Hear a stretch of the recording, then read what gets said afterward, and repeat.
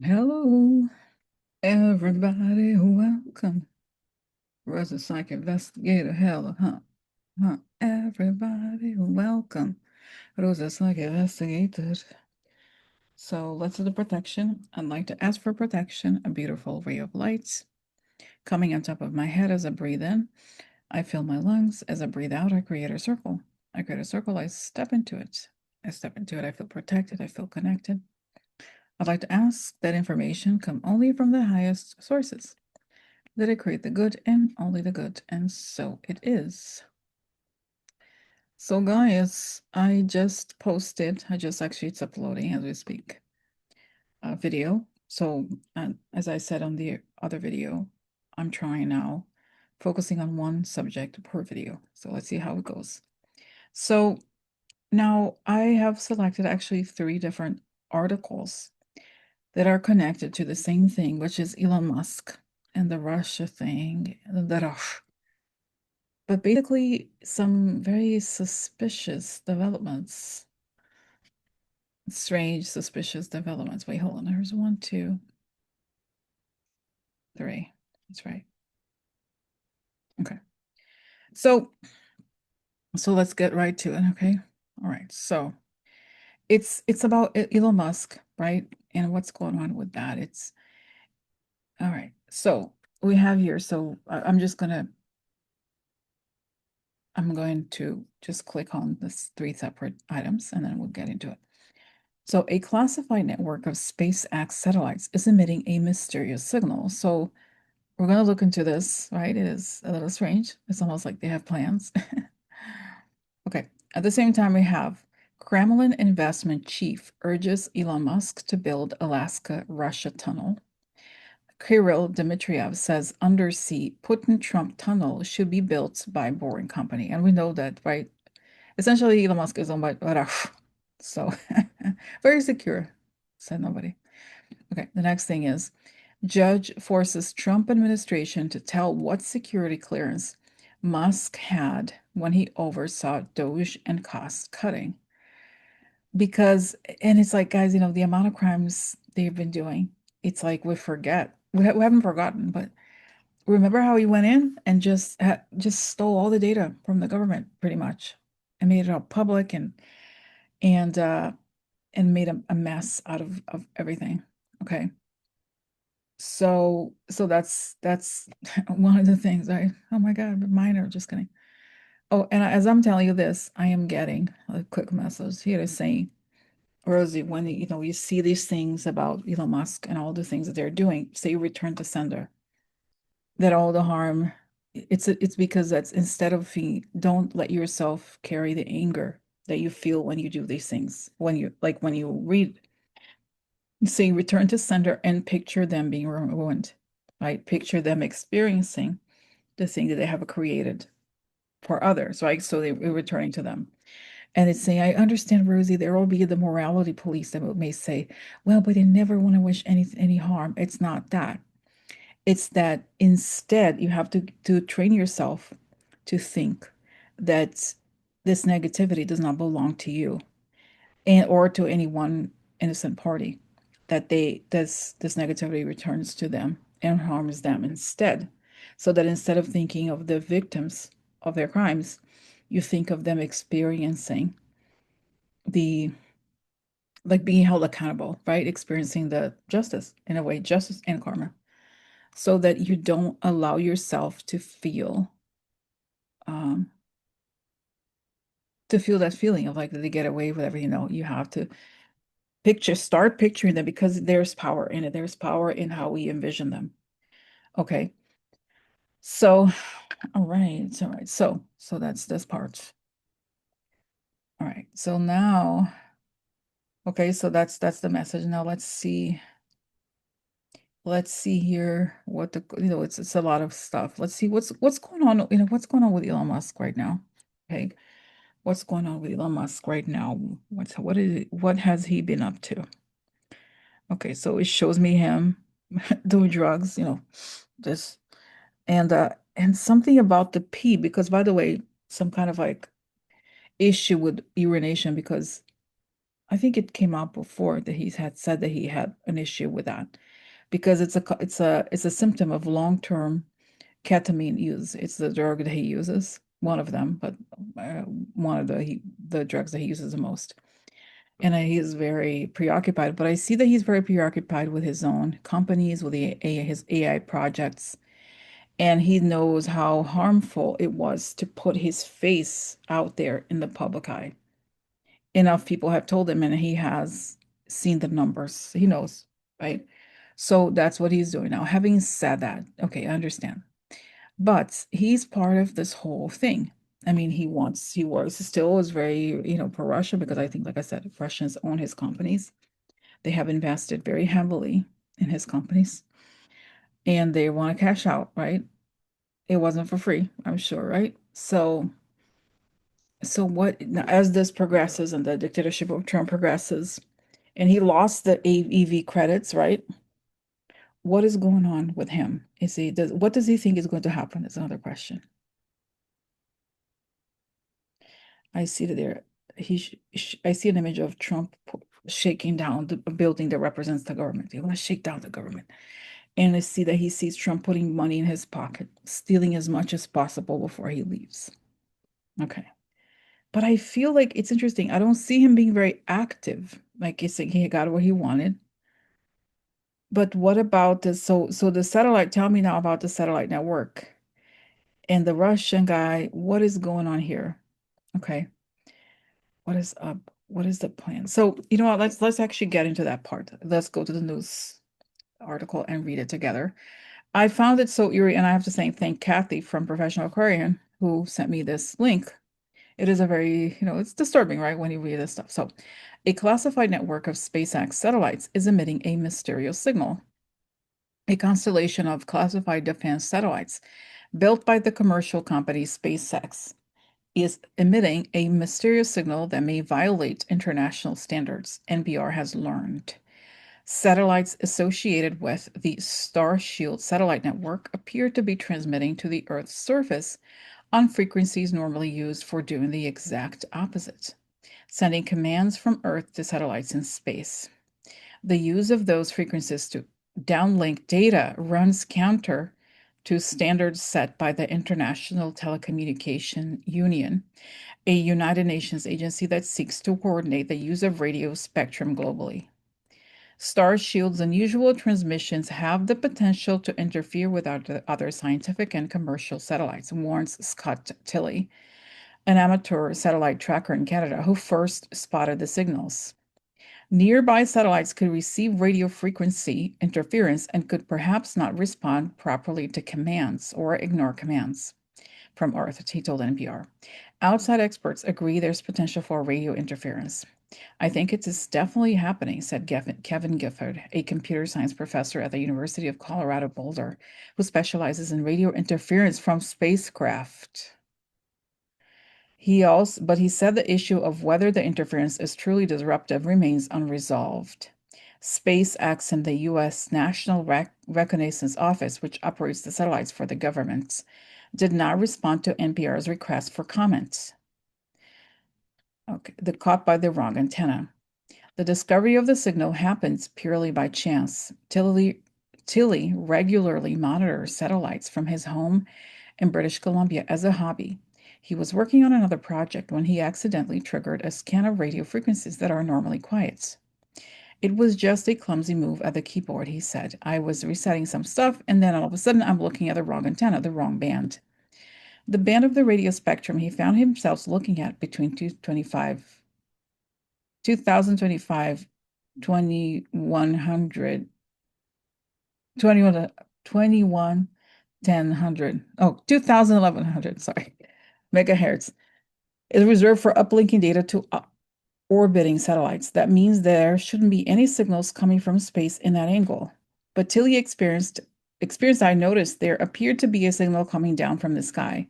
It was in parts of the band, it was in part of the band that should have nothing there. I got a hold of my mouse and hit the record button and let it record for a few minutes. Tilly then took the data and compared it to a catalog of observations made by other amateur satellite trackers. These amateurs, located around the world, use telescopes to track satellites as they move across the sky and then share their positions in a database. Bang! Up came an unusual identification I wasn't expecting at all, he said. Star Shields. Star Shield is a classified version of SpaceX's Starlink satellites, which provide internet service around the world. The US has reportedly paid more than 1.8 billion so far for the network, though little is known about it. According to SpaceX, Starshield conducts both Earth observation and communications missions. Since May of 2024, the National Reconnaissance Office has conducted 11 launches of Starshield satellites in what it describes as its proliferated system.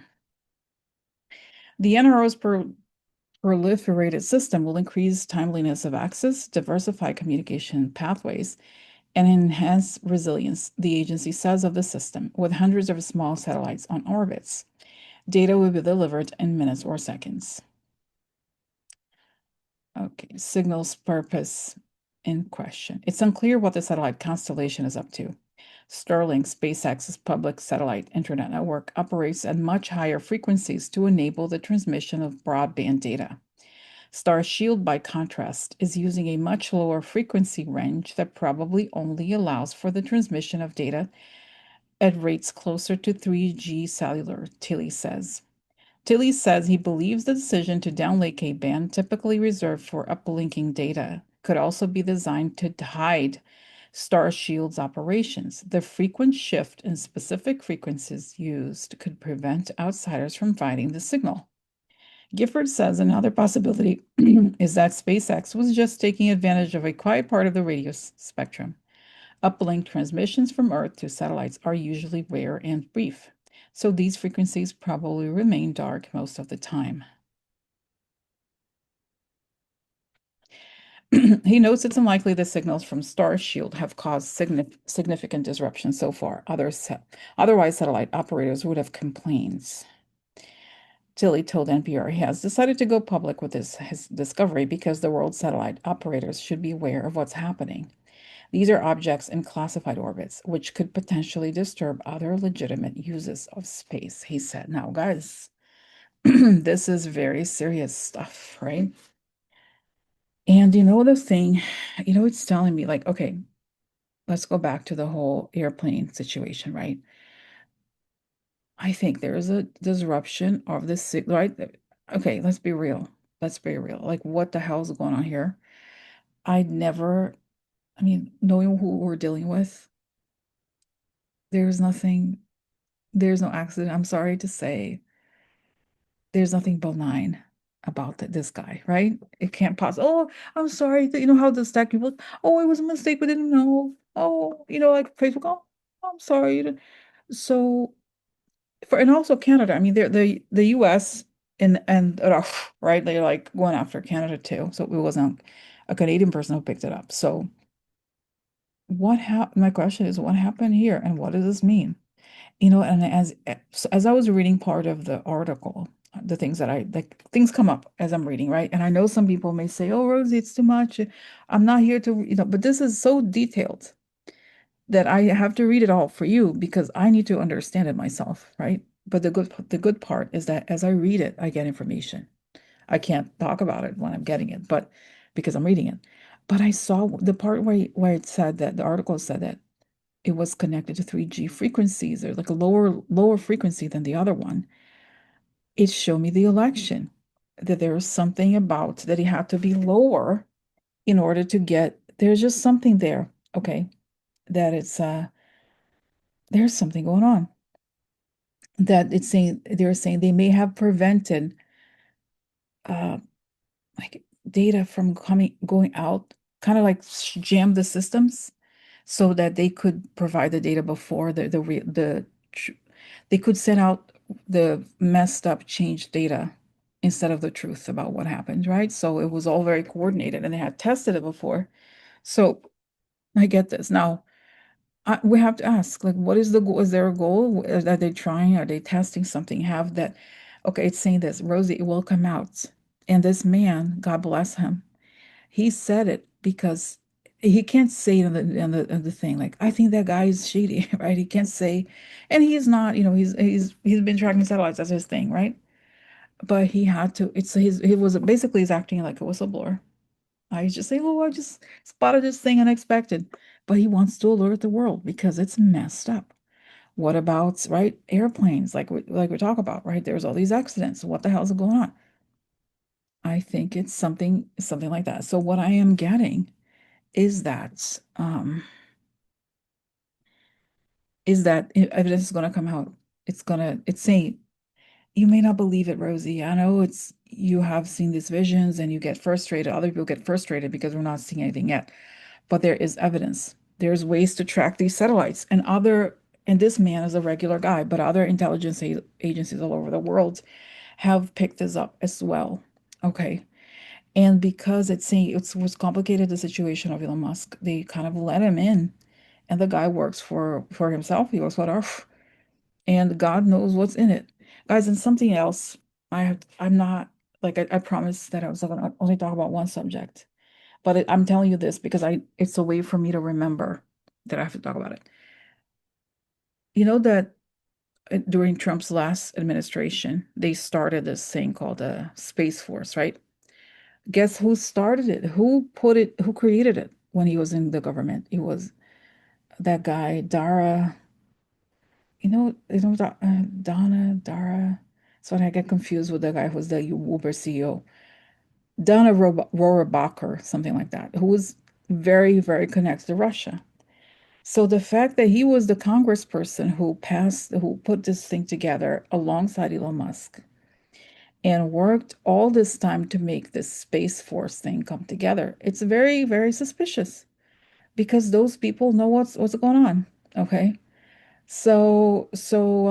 And I'm going back, guys, to the 80s. Remember the whole like space race thing in the 80s, like how Reagan had, I remember kind of vaguely the satellites thing. And Russians are very much the Putin people, right? They're very much of the past, and they want to relive the times when they have lost to the US, so they want to claim dominance over it. That's, I think, what's happening with the satellite situation. But given the importance of satellites for everything nowadays, right, it's really dangerous.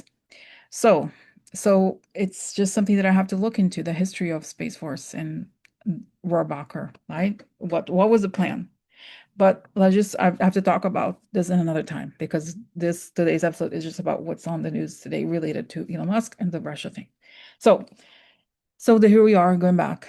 There is something. So just to go back to the information, right? That the intelligence agencies of all kinds of countries have this information. They will link the presence of satellites, their like path to what happened in it will come out. It's saying there will be enough evidence and data showing what happened. It may not even be, it may be classified, but it's going to show. There will be an unclassified version. Okay, so they're telling me that it's definitely related to the election, 2024 election, and they may be looking for weaknesses in Canada's, like, I don't know, signals thing. I don't know the name for this, but something like this. But it's a real thing. Oh, I was not expecting it. So, but let me go to the next subject. So this other part of news, which is kind of interesting, is this man named Kirill Dmitriev. So he's the one dealing with Witkoff, and he is also the same person who was the banker who lent money to Jared Kushner. I think it's called V something bank, or VEB bank, something like that. I don't remember the name. But now he has he's in the Putin circle. He's in the Russian government. He makes the statements, and we know that the whole thing is like they're pushing this propaganda about Alaska, right? That the Alaska belongs to Russia, and now they're pushing that Elon Musk should do this. Now, I told you guys the other day that I was trolling them. I was trolling the like Elon Musk's friends even this guy. So because they were talking about the NSA, I said, "Oh, you have to put the Russia first the language because without Russia, it will be nothing. Russia give you your election." And we know, thanks to satellites and the GRU working together, you got somewhere. So now time to think. Time to give back to Russia. So, so, so this is it like that. They making these statements, right? It's very purposeful. It's a way for them to talk to kind of like have a kind of like a trollish sort of way of making demands. But it's like it puts this in people's minds that it's somewhat serious, right? Because oh, Elon Musk, that's right, he's close to Trump, and Elon Musk has a tunnel company, right? That apparently is a scam, like most of his companies. But it has never worked, this tunnel the idea of the tunnel. But okay, but it's significant in terms of geopolitical consequences and intelligence and all that. So Vladimir's Putin investment envoy has called on Elon Musk to build an undersea tunnel connecting Russia to Alaska, a day after US President Donald Trump floated the prospect of resumed trade between the two countries if the war in Ukraine ends. Imagine connecting the US and Russia, the Americans, and the Afro-Eurasia with the Putin-Trump tunnel, a 70-mile link symbolizing unity, Kirill Dmitriev, chief executive of the Kremlin's Sovereign Wealth Fund, and a special envoy for investment, said on X on Thursday. He claimed that with technology from Musk's Boring Company, the costs of such a project could be reduced from more than 65 billion to less than 8 billion. The pitch came hours after the first call between the two presidents, since a summit in Alaska in August had that failed to achieve a breakthrough on since the summit in Alaska in August that failed to achieve a breakthrough on the Ukraine crisis. Trump said that he and Putin spent a great deal of time talking about trade between Russia and the United States when the war with Ukraine is over. And this is, look at that, he puts maps, he puts all of it. Elon Musk, imagine connecting the US and the Americas. Okay, this is how he wrote it. And it's so crazy. And guys, this one, I talked about her, Rep Luna. What a freak. Okay, Putin and Trump agreed to meet again in a few weeks in Budapest on the call on Thursday. Dmitriev, a graduate of Stanford and Harvard, played a key role in setting up U.S. talks with Russia and Saudi Arabia this year. He has since built a relationship with U.S. Special Envoy Steve Witkoff and joined him in several meetings with Putin to discuss the Ukraine crisis. Okay, so let's go to the questions about this. What I mean, again, this is like it's propaganda, right? It's a push for diplomacy. Like it's so interesting but this how the Russians operate. So why did Kirill say this? Why did Kirill say this? Shh. Why do you say? But you said it, Kirill. Why do you think? Shh. Why? Why are you saying? Shh? I was like, shh, shh, shh. Okay. What's that? What does that mean? Just say it.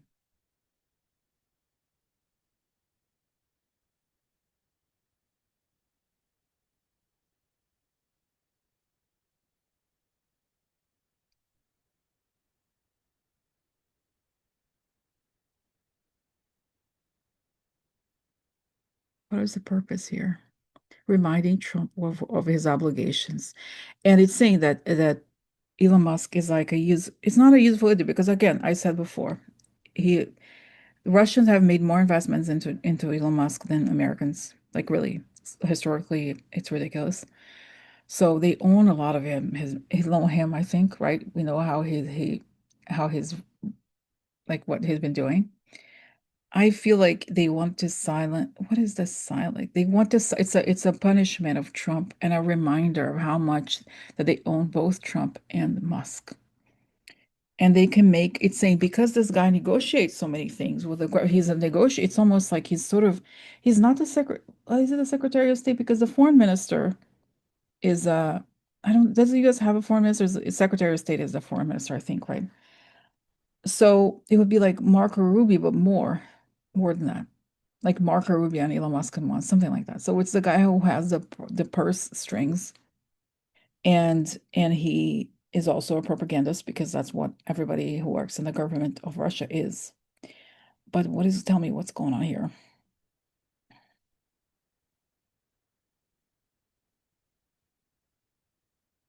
Telling what they want.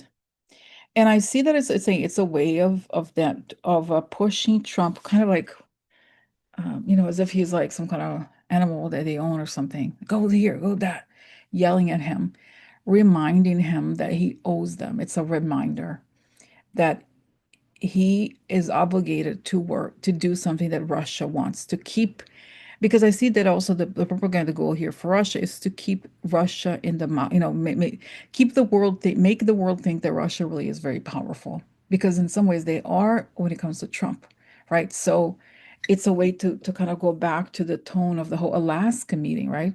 Where like, no, we can do whatever we want, and we do this, we do that, blah blah blah. So does it make sense? So it's a way to pull Trump back to the topic in the way they want to talk, in the way that they want. Okay. Because I still think that even if Trump has changed publicly, whatever he's saying about Ukraine, I think he's just changed his tactic to appear as if he's actually pro-Ukraine. Well, we know he's not. So does it make sense? But so what's going to happen here is Trump going to I don't know, do something like that, or what's up? And what does Elon Musk think of this? Yeah, Elon Musk is like, ugh. He now it's interesting. I'm getting that Elon Musk realizes how much he's lost by being close to Trump. Yes, his companies went up in stock wise, because as I told you guys before, this is completely manipulated. Russia is manipulating his stock, has been manipulating his stock for a long time. And it coincides with the first Trump administration. The Tesla stock was like $20 in 2017, and then suddenly it's like 200, 400, whatever. It's not normal. It's not natural, because it's very detached from the fundamentals. So it's considered to be a meme stock, right? In a lot of ways. So he's saying he can't function without the Russians. He knows this is a really dumb story. He knows there's no money there. There's like it's impossible to do that. Imagine it's just, oh, we just connect, just to have this bullshit thing. So that doesn't make sense. It's a way for like Russia's tactics are like just inch in a little, a little, a little. And but it doesn't make sense. I think he does not want to do this because it puts like it kind of like pulls him away from succeeding. He knows at this point that it has harmed him ultimately. His associations and everything he's done. He's the evil guy now, and he knows very well that about the research that it was published that he's the most hated person in the world, or in the U.S. at least, even more than Trump. So it doesn't make sense. It's like, oh, it's kind of like he's sort of like grudgingly accepting that he kind of has to work with whatever they have, but that he knows that Trump is not likely to approve this.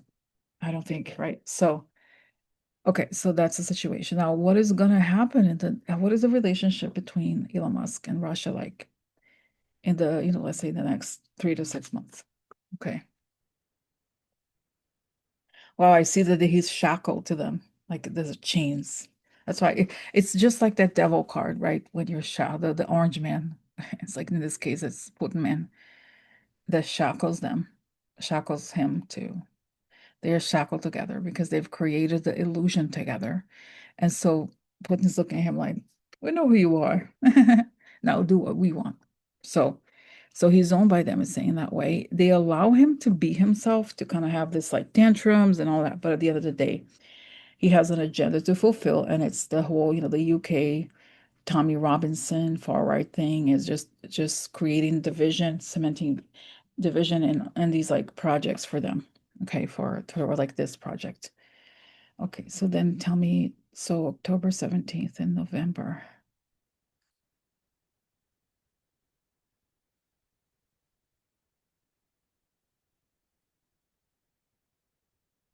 Wow, it's weird, it's not weird. It's not weird, but I see that Elon Musk is like, I'm sitting on a desk now. He's like, November, it's when he starts to push this, like, have like a breakdown and throw everything. And he throws the whole thing. He knows how dangerous it is to treat them badly or to do something that they don't like, right? Because they know it's not that they would do something to him in terms of like physically, but they can ruin his businesses because they know he's a fraud and they have the receipts. So I see that he kind of does something. What does he do that makes him? It's like he gets tired of how Trump is treating him, and he can't. I feel like it's stronger than him. He has to go after Trump. Trump, I can't believe it. And then, and it it harms, and they're like, uh-oh, we pushed him too far. And I see that he's having some like a breakdown, like a almost as if he's like bipolar, like hardcore bipolar, something, his brain just collapses with the drugs and the pressure. And I think there's something, it's possible, like I said before, guys, there's the speculative AI bubble part that he's part of this too. And he's been using that as a way to pump his companies. Something could happen that could affect his stock in a negative way, Tesla stock, right? Because if the bubble goes, it's going to affect the speculative stocks like his. So he's losing a lot of money and saying he has to pay for the margin calls. Now we know that he bought Twitter with this debts. Oh, that's right, because if the credit markets are impacted, it's a big deal, right? It's going to be a problem for him. It's going to be right. So, so that's really interesting. Okay. Yeah. And so I think it drives him to have this breakdown, and it will harm Trump, and it will harm the Russians as well. And I think towards the end they're all freaking out, him, Trump, the Russians, and all that, because things are, I feel like they'll not go to according to plan. Now, as you know, timing is, even though it feels like pretty soon, like towards the end of November, something like that. It's hard to predict really the exact time, but that's what I feel like. Their relationship was at a breaking point. Interesting, interesting. Wow, wow. Okay, so now let's go to the other third, because I was gonna. It's one topic really, which is what's going on with Elon Musk, Russia, etc. But there's one more article to look at, which is the security clearances of Elon Musk. Okay, let's see.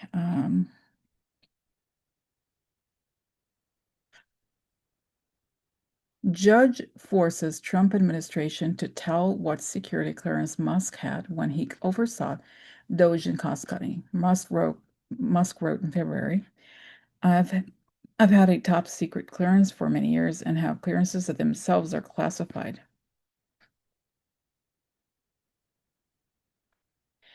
The ruling came in a suit brought by the New York Times against the Defense Counterintelligence Security Agency after the newspaper petitioned the agency last year under the Freedom of Information Act about the billionaire tech smuggle's clearances.